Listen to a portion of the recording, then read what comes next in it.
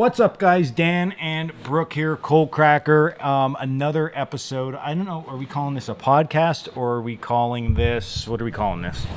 Well, I know it's question and answer. I'm know, talkative today, so I'm going to keep interrupting you. Super talkative. Well, you put it under the podcast link on the YouTube channel.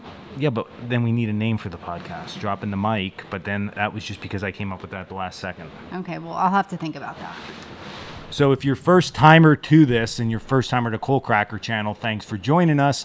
Basically what this has stemmed from, whatever it is, okay, whatever this is currently being called, we used to do question and answer. Well, I used to do that, and people would ask questions and I would give them really smart ass answers, but some serious stuff mixed in there too. So people loved it. And then I got away from it over time, busy with other things, and now we're bringing it back in a different format because we changed some stuff up. But I have a funny story about that. Yeah, I have a funny story too. I wish you would have seen Dan about 2 minutes ago trying to reset the mics because I got a new chair. Yeah, you guys would have enjoyed that. Well, I'm sweating at the moment. He said he was becoming very frustrated. Enraged. All because he had to readjust my mic. Can you believe that? No, I had to readjust the camera, the mics, carry the chairs up here, and then the extension cord for the extra light I put up was missing and gone. I found it. Then I had to crawl under the steps to plug it in. No, you I was all dirty. All right. So that's where we were at, and that's how this all started. But this was the story I was going to tell. So last week I was like, hey, Coalcracker's being reinvented. Like, this is the launch, right? We're going to do Wednesdays. We're going to do this, sort of like a little mini TV show. Videos, we're going to do more shorts, all this stuff, right? We have this big plan in place. So I go out with John, the cameraman, which hopefully John's watching this, because John, I'm going to blame John, messed up all the audio on the camera. So I'm like, oh, all right, well. For the YouTube video. For the YouTube. Yeah. Right? So I'm like, that is the thing that I'm the worst at, is YouTube audio or any kind of audio in general. So that's why I'm hoping this is all like still set up and going good from last week. So the audio was all messed up. So people are messaging. They're like, what, do you have a head cold? I hope this isn't the new high quality stuff, because it's not. And I'm like, oh, Lord. So we should get that figured out. To John's credit, the video footage, he did a really nice job. And the photos. Yes.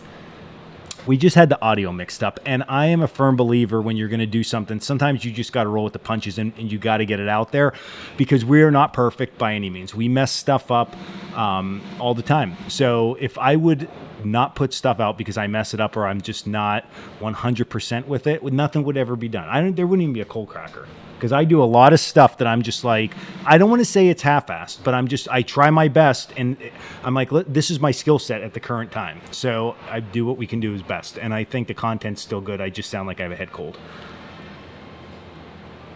Yeah, it doesn't sound like that to me. That's what everybody told me. So, oh. All right. So we got that. The other couple things, I don't even know if it's a couple other things. I'm like frustrated today. Not only because of the audio setup, but then I'm excited, and then I was frustrated again, and then excited about stuff. So you want to hear everything? Most of this Brooke knows. I'll tell all of you. So the first thing this morning I wake up to, okay? So we recently built a new home. The old house we lived in was pretty wild. It was really small. We never did any upgrades. Just like it was time to move on from that. So we have an issue with the house that we need repaired. Like, it shouldn't be a big deal. Everything in our life is a huge deal. So I'm like zero to crazy dealing with people. And that was my frustration. But then my happiness came from, I was thinking about this. I had to go pick up a sewing machine that we had to get repaired. And the sewing machine repair guy that I deal with is really good to work with. And I was just thinking about business in general, and I was like, very happy the fact that we at Coalcracker here really put our best foot forward to put out good products and to deal with customers and people that come to the school with the utmost respect and professionalism. Like, I go to bed at night and I don't ever think I'm like ripping somebody off. I don't ever think I'm like a shyster. Like, we really try our hardest. Now, I'm sure that there has been an experience at some point that somebody was like, well, they should have did this different. But overall, I think that we do a really good job with I that. agree with Like, that. we really, really try our best with the customer. So I was very happy about that. So that was frustration level 1, and then it got brought down because of happiness level. And then I was really excited about to do this because last week when we finished up the podcast, I was like ready to do another one right away. Yeah. As you can see, though, we have new chairs, but nothing with a back yet. And then many of the viewers made some comments about our backdrop, the cinder block wall. You weren't really too keen on. So I'm trying to convince Dan to change this, but so far, no luck. I am not anti-change yet. To the point that Charcloth Chuck was like, let me know when you need to build a set. Because Chuck is ready with his tools. That. I know, but I don't know if I'm taking Chuck up on the offer. I think it would be great. But here's my thing. Speaking of Chuck, though, we did write a blog. Before we get into the blog, I need to address the background situation because this is another thing. We currently, I don't think that we have enough space for the background, a good set. So I'm going to it's not going to be 100%. And if I'm going to do it, I want it to be close to 100% as I can get. So you're going to have to just deal with this for a little bit, I guess, until... I like the very industrial, old industrial look to stuff. People say it doesn't have the vibe of, staying in the woods. Well, it doesn't because we're at our shop. No, I know that. So we're more dungeon-like at this point. Yes, that's what they called it. Like we're in a dungeon? We're in a dungeon. So the building that we're in was originally, goes back to Coalcracker, was originally an old coal mining building that they would bring the coal mine trucks in and they would rebuild engines and transmissions and stuff like that. And then from there, it became a abandoned building, and then they stored vehicles in it, and then it became abandoned again, and then the guy who had it previous than us stored x-ray films in it, and now Coalcracker resides here. So that's the history of the building. But we will at some point get a better set that's more stay in the woods vibe for sure. But this is what they got for right now. I won't cross my fingers. I always get stuff done. She does. I don't get stuff done in Brooke's time frame, but when I get stuff done, she's like, "This is awesome," and then that's all we hear about how awesome stuff is. That's true. She thinks it should be immediately done, and it's not done fast enough, and sometimes it takes me a little bit to process how it needs to be done properly. That's what is going on. Can we get on to Chuck now? Yes, please talk about Chuck in the blog. Chuck, so obviously, I don't know if anybody has seen the blog post on bacon that we posted yesterday. I posted in the community chat on YouTube the bacon scale from 1 to 6. And then I posted the next day, after people were voting, I posted the blog post. So if you haven't seen that, you can go. I'll put the link in the description for the bacon blog post, which is basically hilarious. Just roasting Chuck again. Sorry, Chuck. She's not sorry. Sorry, to the point Mike was like, we can't even go to the CEO anymore for any help because she's now one of the bad guys. I had to text the whole group and say, will Chuck be mad about the roasting in the blog? And how'd that go, texting the group? Sergio responded with a phone number. I'm like, Sergio, what number are you of bacon? And he sends me his phone number. I'm thinking, Sergio, I think I have your phone number. I'm texting you. Yeah, so the blog's awesome, though. And Chuck's roasted even more. So, I don't know. Chuck may never even show up again.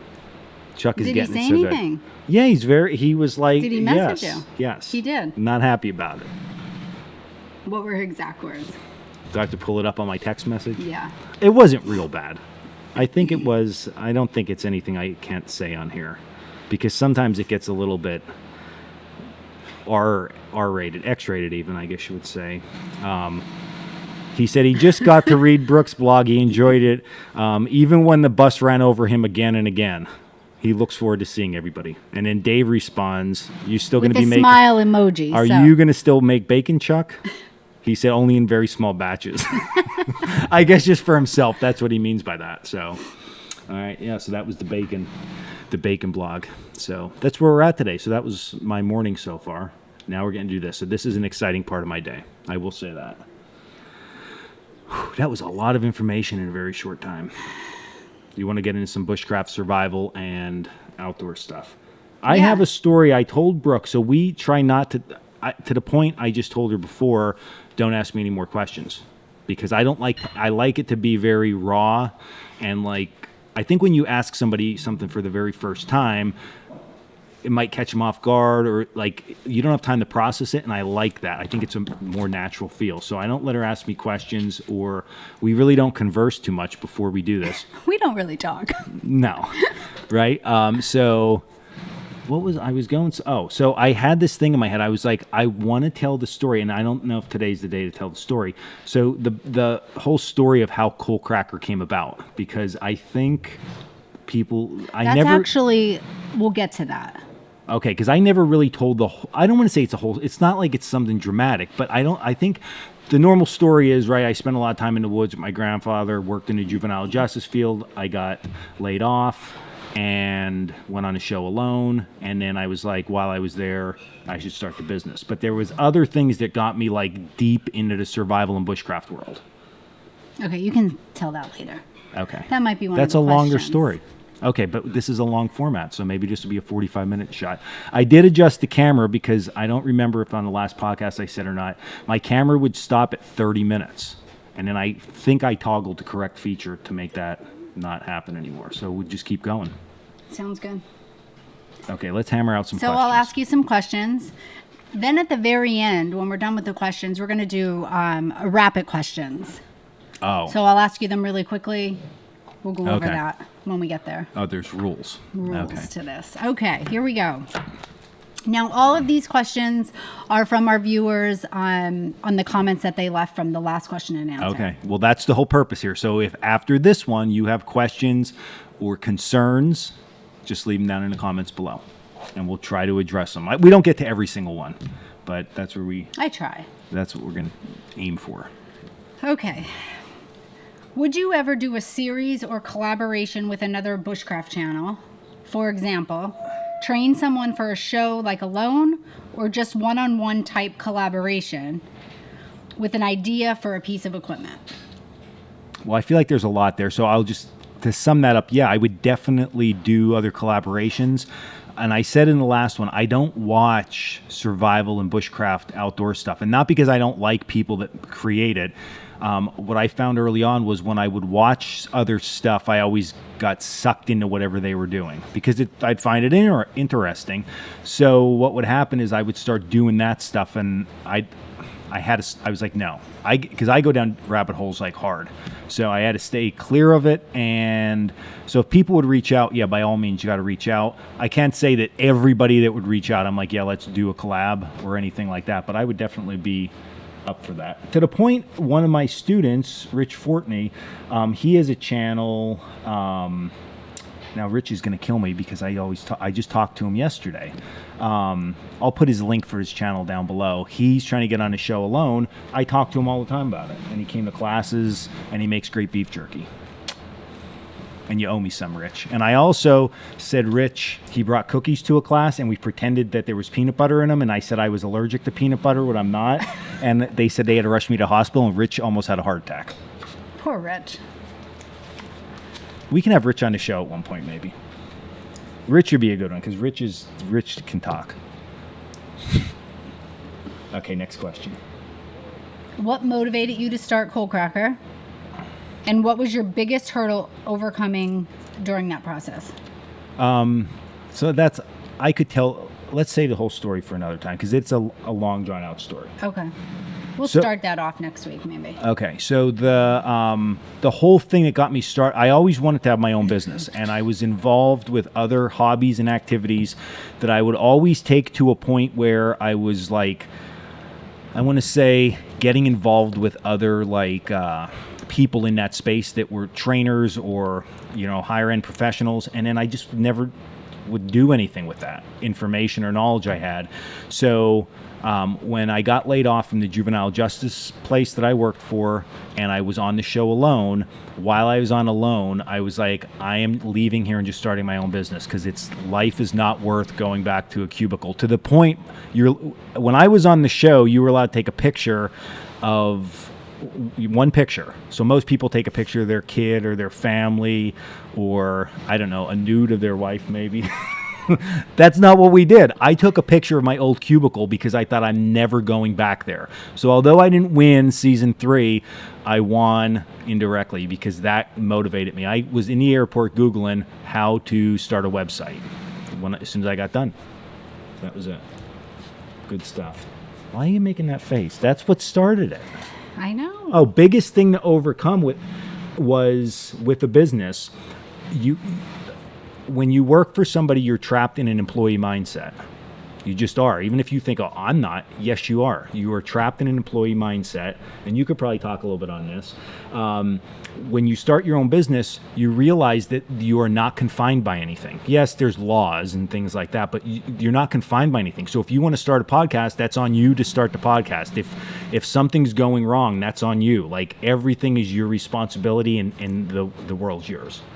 Did you find that when you were a principal coming to Coalcracker? I mean, you had a little bit different because you were always involved, but I feel like you still say to me, answer to people every day. But I still feel like Brooke will sometimes say to me, like, well, how does everybody else do it? Well, it doesn't matter how everybody else does. I say that all the time. Like, there's no rules. Like, if we want to sew something new, I don't have to go and like say the proper way to sew it. Like, let's figure it out, right? Because we might figure out something better. I think the biggest thing for me is just freedom. Okay. Over everything. Yeah. Like the ability to get up and do what I want to do in the morning, and just my routines, and not have to like punch in at 9 o'clock. And so freedom for me. Okay, this is just a comment. You ready for it? Yeah, it's probably, is it crazy? I gotta say though, I'm not a big fan of the bleak gray cinder block backdrop. I just had to put that in there. Okay. So we're going to address the cinder block. Thanks for whoever put that comment there. The origin, not only because, so if you watch my videos, you know sometimes I shoot down like where we sew. So I have all the sewing equipment in the background. And then I started doing some videos up here because I was doing some of the get prepared videos or be prepared videos. So this was more like, hey, the world's ending, societal collapse. It looks like societal collapse up here. So that it was a perfect background for that. And then when we were going to do the podcast stuff, now I know you're making it sound like I'm not putting a studio in, but we were going to, on the other side of that loft area, which we're in, we were going to build a set. We have to move a lot of stuff. We have a lot of storage stuff from trade shows and stuff there. That all has to get moved, and then it needs to be built. So it was just easy to put it up there. It's out of the way, and I leave my stuff set up, so it's easy to use. And then when we're going to use it, Brooke says I need to readjust everything due to chair changing. These chairs are a little bit more comfortable. Yeah. I can kind of bounce on them. All right, you ready? Next comment or question. Okay. Brooke would agree, since she is always cold. I love when they start it with that. Yeah. Why do you not promote building a fire before you build a shelter? I always build a fire first, even though it feels counterintuitive, because while I work, I can now boil water. And if I get cold while working, I can warm myself up. I don't gather wood for the whole night, but I do not get a fire going that can last for a few hours. Part of it is planning for the worst. If I get hurt while building and I cannot then get a fire going, I will be in trouble. Do you agree? Well, that was long, but I'm not saying that's a legitimate question. They're the kind of questions I like to answer. So this would be I don't want to say this is my reasoning behind that. So why we generally say to set a shelter up first. So I'm going to go from a survival perspective, then we'll talk bushcraft. From a survival perspective, you're generally going to set up your shelter first because you should be able to set your shelter up quickly and efficiently, and it's going to protect you from the elements. So if, for example, you're starting to build your fire and it starts to rain, we'll just use this. Now, there's a lot of variables here, but just bear with me here. So if you're building a fire and you're in the process doing it and it starts to downpour, now you got to stop, shift gears, and get that shelter set up. likewise, you can also say it gets real windy. Well, that shelter is going to act as a wind block and help you make that fire more efficiently. So we always say, because if it's a torrential downpour, right, that's a question we get, like, well, how do you keep your fire going? You might not be able to, but if you have a shelter, at least you can stay dry. So, or process the wood under the shelter. So the shelter always, in my mind, trumps that fire initially in a survival scenario. Plus, if you're using a T60, that's like 1 minute that thing's set up. It's not a big time drain. From a bushcraft standpoint, there's a lot of times we'll just get a fire going and enjoy the fire, and then as it gets dark towards evening, we set our shelter system up. So I think it depends how you're looking at it, but from a survival perspective, that sheltering component, it aids a lot in the other thing of creating fire. So they're not wrong. They're just, it depends on the situation. Okay. A knife question. Okay. What is your favorite survival knife, a bushcraft knife, and camp knife? So this is going to be in general, I'm like a 3.5 inch to 4 inch blade with a big, thick, beefy handle. Fixed blade. Of course, I think that's given. Full tang, so one full piece of metal, and I like a saber grind. I just think that I think that for me personally, in the way I use a knife, I like the fact that I get better shavings and better curls, and I think the cutting ability from a slicing standpoint is better, and I do a lot more of that than I do like batoning and heavier work. So that's what I would say overall. To name a specific knife, I mean, the Coalcracker knife is a replica of the knife I made years ago and developed years ago. That's like my go-to hip knife. And then I have a little Sloyd style knife that I put a birch handle on. That's like one of my go-tos also. You could show a picture of that. Yeah, I don't have a picture of that, so. We'll just take one. Okay, next. Tell us 3 best and most useful tie and knot ever, suitable for all situations. Okay, so I would definitely say a bowline knot, or bowline for you people down south. That's, if you don't know, that's just a loop that does not slip, so it's not like a slipping loop. It's just an end loop on a rope. That is very, very useful. A trucker's hitch is very, very useful, and a clove hitch. So a trucker's hitch, just while I'm recapping each knot, trucker's hitch is like a tensioning knot. It's what we generally use on ridge lines. And then the clove hitch is like a knot that you can tie rope onto like a stake or a tie-out point.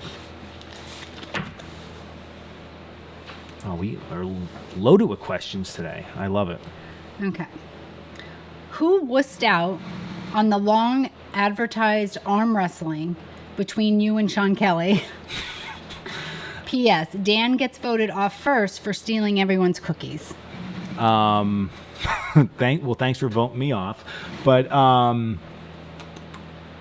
we just never got together to shoot a video. That's literally all it came to. So it was never like anybody was like I won't do it, you won't do it. We came up with that as a joke, and then we just never did it. That's all it was. Okay. Hey, Dan, I have a question for you. Have you met Joe Robinette? And if yes, will you guys do a collab together? I have never met Joe. Even at the trade shows and stuff, I've never seen Joe, never met Joe. But yeah, if Joe wants to do a collab, let's get together, Joe, and do a collab. But did he write that? No, I'm joking. That's something I would do to like somebody I wanted to do something with. I'd be like, did you ever do a thing? But no, I have never. I'd probably have a good time with him. Yeah. I would definitely bust on him. You know, he lost his ferro rod on Alone. But I would like to know the real story, because I was on Alone and I know what production does to a situation. They make it way far-fetched. So I don't think that story's totally accurate, what we got. Okay. What got you into your recent radio obsession? All right. So I beat everybody to punch because years ago I got my ham radio license, and I was involved with radio even before that. So I feel like when it started to get real popular, KC3 AGR. That's my call sign for ham. I already had that. I was like well ahead of the curve. Let's just put that out there. But I just always like radio stuff. And years ago, I got involved with it because I was really involved with like firearms training stuff. So we always used it there in like more of a tactical sense. And then recently, my son and I, we are tactical crazy. How tactical crazy? Yeah, are we? crazy. So we like inter squad comms, and when we go out at night with our night vision on, we're all mic'd up. We use our radios. So he was getting into it, and then I was talking to my instructors about it, and Sergio was really into it, and Mike was getting into it, and Dave. I mean, everybody. So we started taking some radio courses, and here we are. I mean, just deep down the rabbit hole. But it's so crazy much fun. that Jax took 2 days off of school. We had to fill out an educational trip request, and Dan had to fill out the form basically saying, Yeah, that he's taking a radio course. I mean, he's 10, so the teachers are just like, what is happening with this kid? they were asking him, what do you mean a radio course? Yeah, and he's like, well, like when I do tactical stuff, and so I have like comms like with all the other guys in case something bad happens. We're on a watch list. We are on a watch list. Okay, next question. Everyone is asking, can you tell us about your backpack hill climb? From just recent. Yes. So I have to do a video on the new backpack. So quick rundown. So as I talked about in the past video, it was around the USMC Philby pack, the whole pack system. Very cool backpack system. I bought the backpack because I'm taking a training course in Alabama with instructor Dave, and it's more military style based. So we needed a sustainment pack and a patrol pack, and I found that system, and I thought, it's cheap. It seems like there's really good reviews on it. I got it. I loved it overall, but the problem was the pack frame itself was way too small. No matter what I did, way too small. I took it out into the field a bunch of times, and then not just a field, like out into the woods. I did some hikes, and then myself and all the instructors went on a longer hike with radios and all our equipment through the mountains. We navigated. It was super fun, and they all said to me, and I hold their opinions despite what they may say in high regard, they were like, that pack is just it's not fitting you right. It doesn't look right on you. And it was all Jimmy rigged because I couldn't use the pack frame. So I didn't feel bad like hiking with it, right? But I do think a little bit of my ego was getting in the way, that I was like just muscling through.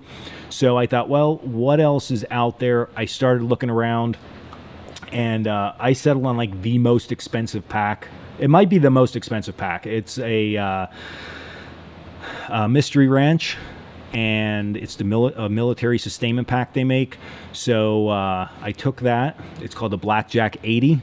I got that pack, and I got it all geared out. And when I put it on, I mean, if you can wear a Ferrari, that's what, I mean, compared to the Philby pack, which, again, nice pack. I'm not dissing on that by any means.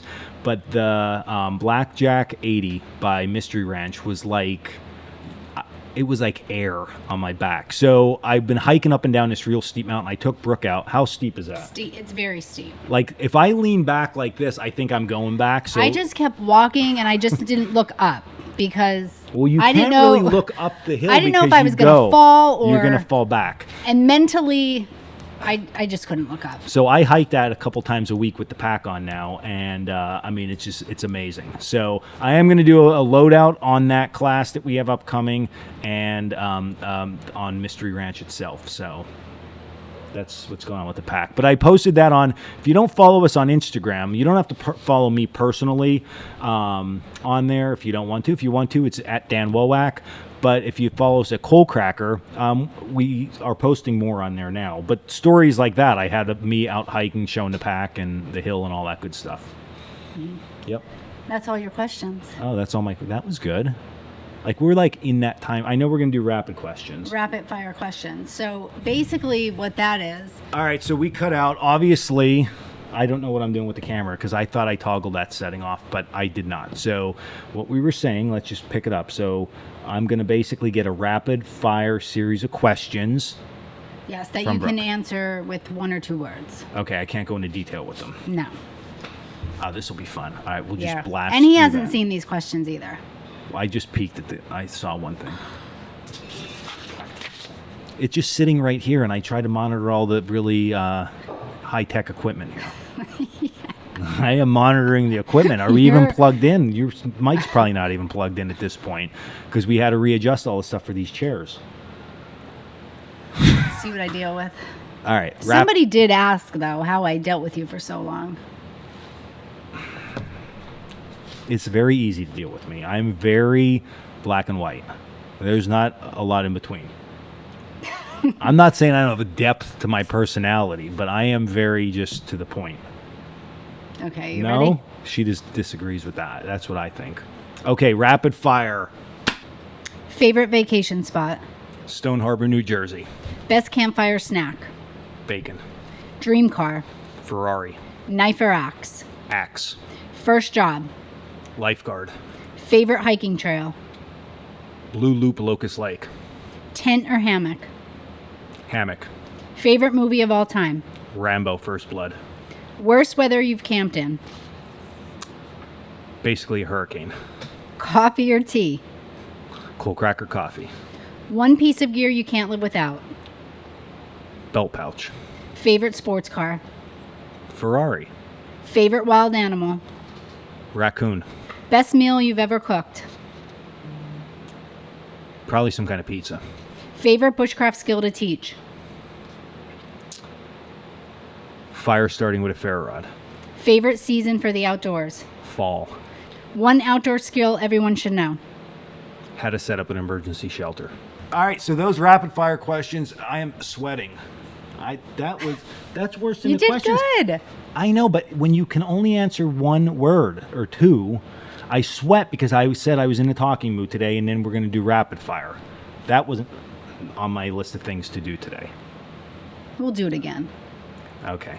So here's the thing. I think that wraps everything up. Yes. Anything else? I think that was good. I think next week we talk more about the history of Coalcracker. People don't even know what Coalcracker is. Okay, So we why could don't talk we do about into that next week. Mental note. That's what we'll do next week. We'll go into the history of Coalcracker. Not the whole episode, but we'll go into history of Coalcracker, more question and answers. Fire off all those survival and bushcraft and outdoor questions. None are too silly, because if you're thinking it, probably other people are thinking it. And yeah, I'm excited. All right, so Thanks for joining. yeah, thanks for joining. I guess we need people to contact us for collaborations. Yeah. Joe Robinette is apparently contacting us. I need some sponsors for this. And what else? And I need that Ferrari. Just saying. My birthday's not anytime soon, so I'm not getting that. But all right, so that's it. That's today's Q&A/podcast. If you come up with a cool name for this too, you can leave that in the comments. If we like it, we will definitely take it into consideration. So we have a name for this thing we're doing. Right? Brooks tapped out. All right, so that's it. Until the next video. Stay in the woods.